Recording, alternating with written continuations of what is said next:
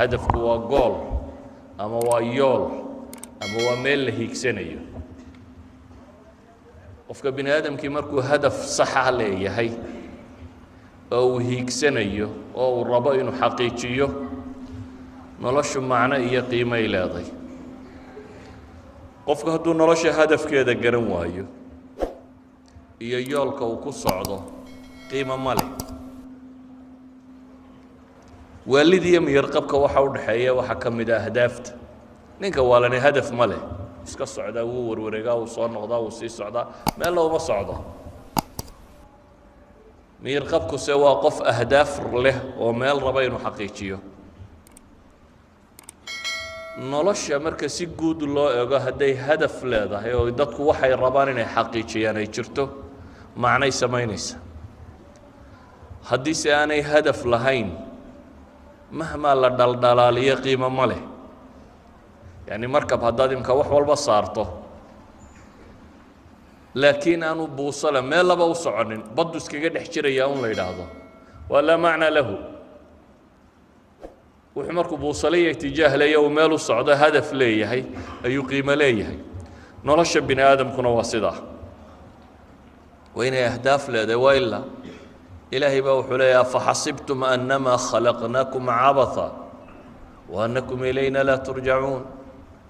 ma waxa u malaynaysaan baa rabbi leeyahay subxaana wa tacaala inaanu idin abuurnay cabath dheeldheel waxaan qasdiba laga lahayn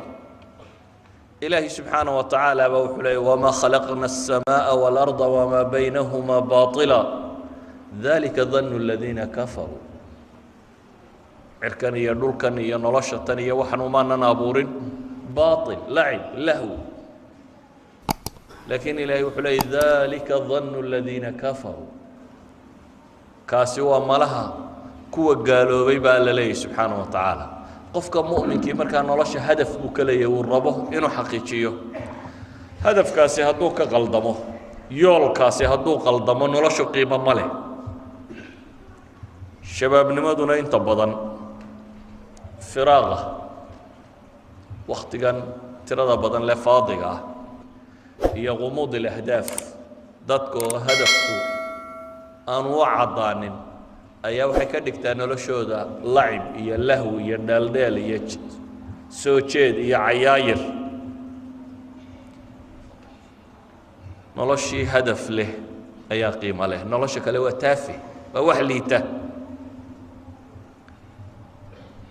hadafka weyne qofka muslimkiina waxa weeyaan waa inuu ilaahay ridihiisa ama raalli ahaanshihiisa gaadho waxa weeyaan inuu janno xaqiijiyo sidii u geli lahaa waxa weeyaan inuu cadaab ka badbaado goolka kama dambaysta ee qofka mu'minka uu raadcaynaya waa kaa wuxuu u nooliye waa kaa wamaa khalaqtu ljinna walinsa ilaa liyacbuduun baa ilaah yidhi subxaana wa tacaala danta qofka mu'minka uu leeyahay markaasi waxa weeyaan inuu u xidhxidho sidii uu janno u geli lahaa u xidhxidho sidii uu uga badbaadi lahaa cadaab ilaahay u xidhxidho sidii uu heli lahaa ilaahay subxaana wa tacaala raalli ahaanshiyihiisa noloshu gebigeeduba waa intaa qofkii hadafkaa ku guulaysta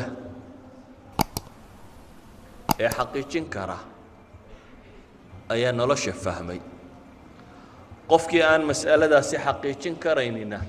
haba yaraatee nolosha ma fahmo